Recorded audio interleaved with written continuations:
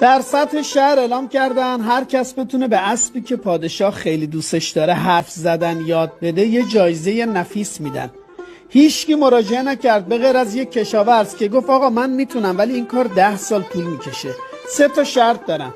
تو این 10 سال باید خونم تو قصر باشه، پسرم با بچهای پادشاه درس بخونه، پولم من پیش میخوام.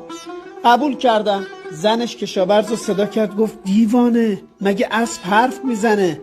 به زنش گفت بی خیال، این پادشاه احمق تو این 10 سال یا میمیره یا حکومتش سرنگون میشه، یا اسب میمیره یا من. مهم اینه که 10 سال بهترین زندگی رو داریم. ببین رفیق، دیروز با خاطراتش و فردا با وعدهاش دست به یکی کردن که امروزتو نابود کنن. زیر بار نرو.